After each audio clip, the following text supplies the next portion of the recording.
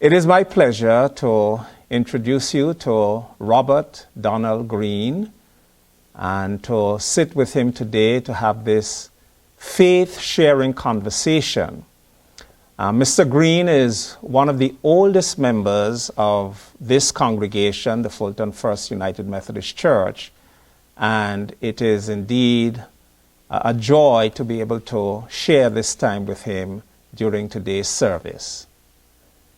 Mr. Green, thank you so much for agreeing to have this faith-sharing conversation today, and I trust that those who are viewing will be inspired and blessed by what you will share today. Well, thank you for having me. I hope I can give them some good knowledge. Well, I'm sure whatever you share will be useful, uplifting, and inspiring.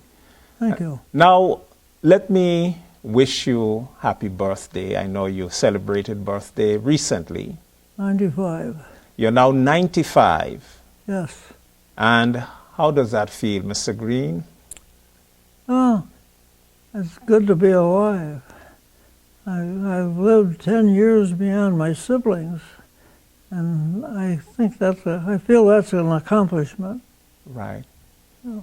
I'm enjoying it. I'm meeting new people and having new experiences that I wouldn't have had if I hadn't lived this long. So I'm happy. Now, in 95, you must have seen quite a few things. That's a long time, and you must have had many experiences. Yes. So can you tell us about some of those interesting experiences you've had? Yes. Well, I've had two stepmothers.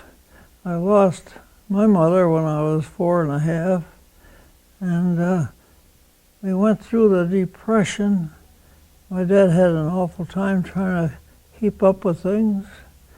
And we had some horrendous snowstorms.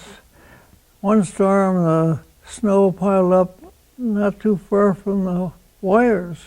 We had tunnels in it. We were young kids at the time.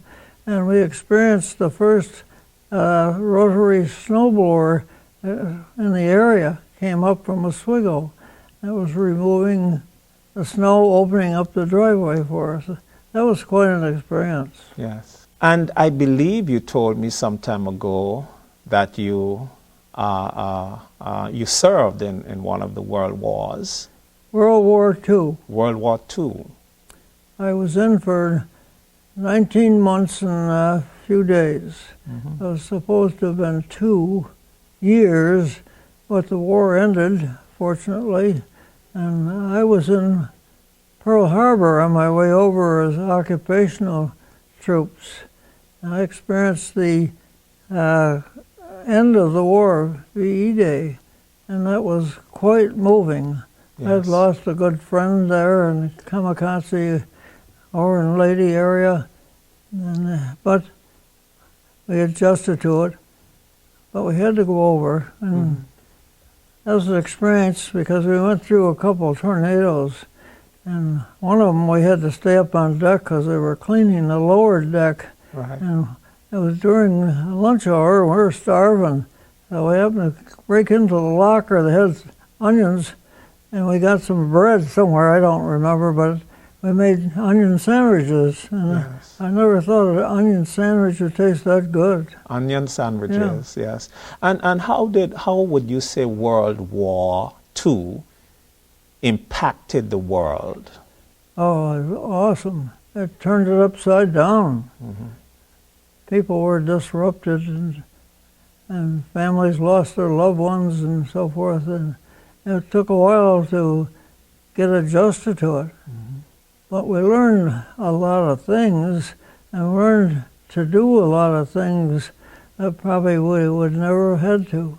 Mm-hmm. Our job as sailors that we had to do required a lot of training. Mm-hmm. So whether it was a radio man or a mechanic or electrician, so it was a good opportunity. Yes. Mm-hmm. Now, over these 95 years, how would you say your faith has helped you? Well, I was brought up a Catholic. We went to church every Sunday, confession once a month and so forth. And my mother was a very strict Catholic, and she wanted us brought up that way. Mm-hmm.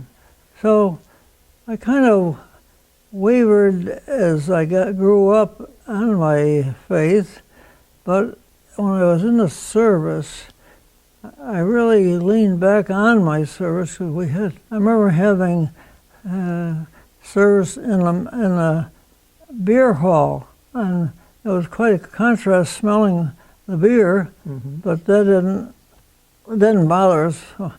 We still had our service all right. Mm-hmm. And it helped me from being homesick. I was able to cope with that, thinking about the Lord and mm-hmm. My religion. Mm-hmm. Is there any particular aspect of faith that you would like to highlight? You know, any experience you've had that stands out as a very pivotal one? Well, I would say right there in that mess hall, during that service, because I was homesick. Mm-hmm. And I got thinking about my religion, and that comforted me. Mm-hmm. I got through it all right. Right, right. So it played a very important role in your life. Yes. That Christian upbringing. Mm-hmm. Yes. Now, you mentioned that you were raised Roman Catholic, and now you're Methodist. Yes. Tell us about that change. Well, as it is. My dad was also raised as a Methodist, but he changed Catholic for our mother. But I found the Catholic services to be quite long and hard to follow, mm-hmm. and so I figured I would try out this religion, and it's more moving for me. Mm-hmm. Singing and so forth, you take part in the service, so right. That's much better. Right.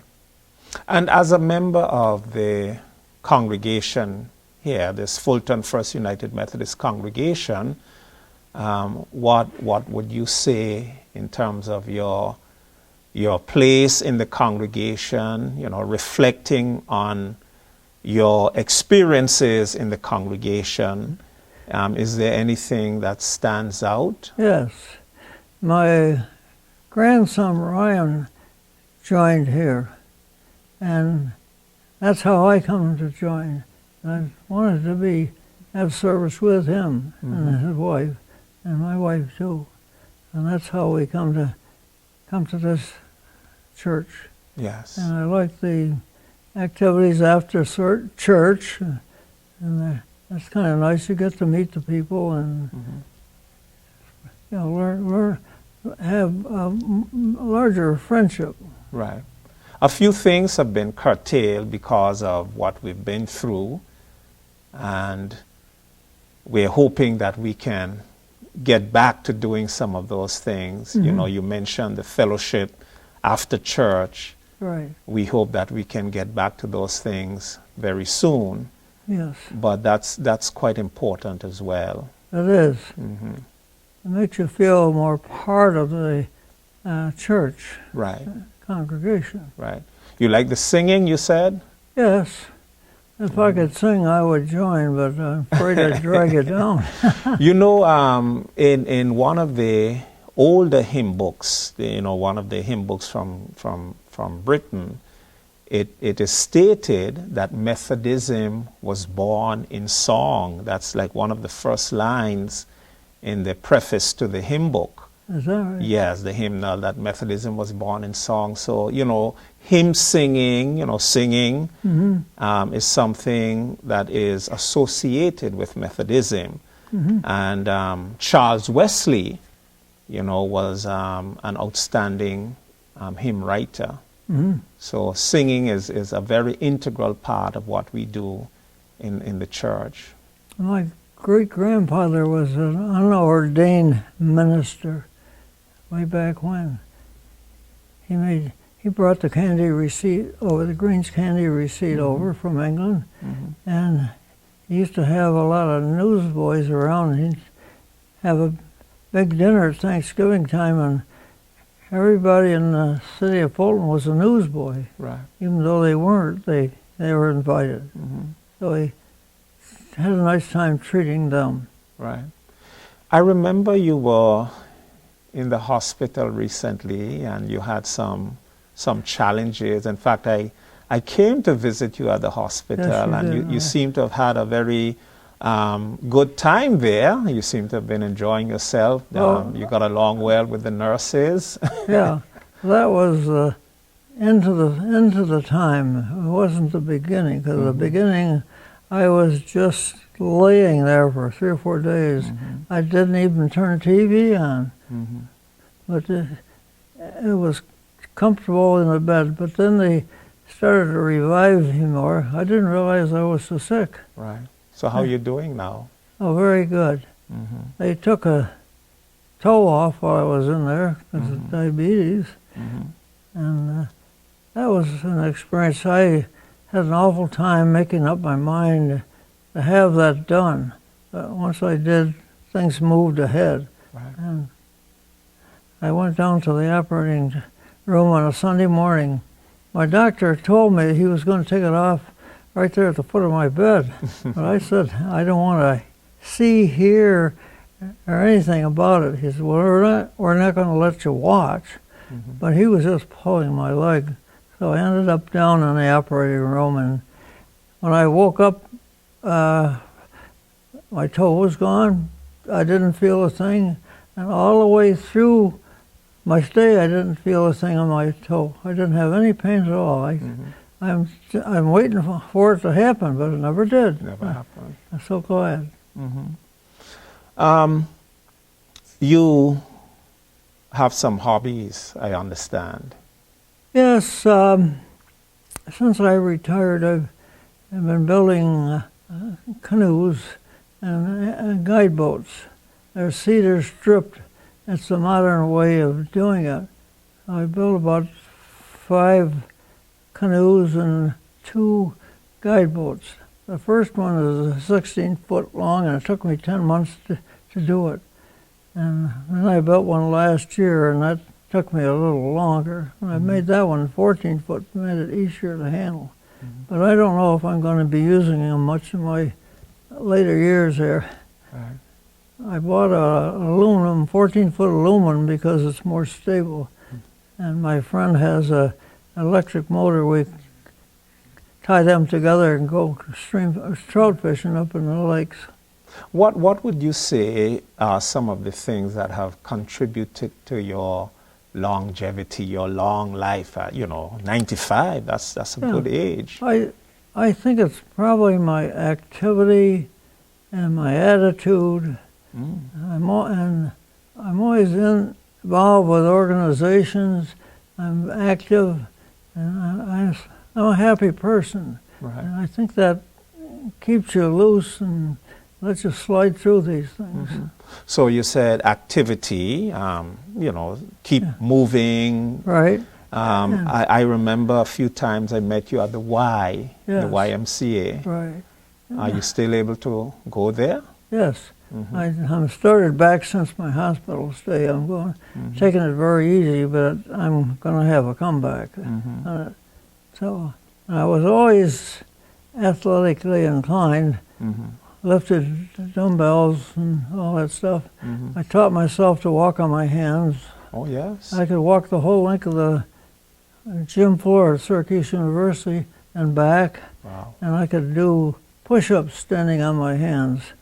And Quite impressive. yeah, doesn't do me any good right now. Yes, that's very impressive. So activity, and you mentioned attitude.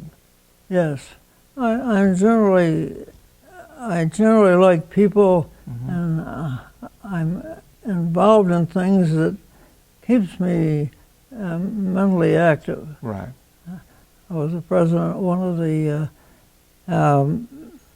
clubs here in town, and I also have a a group of people together, anti-litter, the green team, and our goal is to clean up litter in Sligo County. Right, right. So anyone out there who is looking to live to be 95 plus, you will say to them, Keep going, keep moving. keep moving. One of my customers said he had several promotions in a row, and I was kidding him about it. And he said, well, you know, it's harder to hit a moving target. Yes. So that's the thing. But if God wants you, he's going to take it. He's going to take you. Yes. But, you know, I commend you for all that you have done and what you will continue to do. I mean, as you look ahead, how do you see your life continuing to evolve? Yes. I see myself gradually getting back in shape so I can do the things I want to do. I used to do, I mean. So I can be with people and spend time with them. So you still have that desire Yes. to be back in shape, to be stronger than what you are today. Yes. You can't give up. Yeah. You got to build it back up, and it takes a little time to do that. I'm disappointed that I've lost a lot of my physical attributes, but I'm going to try to get them back. Right, right. Church attendance, because you are here fairly regularly. I mean, you know, you rarely miss a Sunday at worship. I look forward to it. I look forward to hearing your sermon and meeting the people. And then, of course, when we have the social hour afterwards, I enjoy that very much.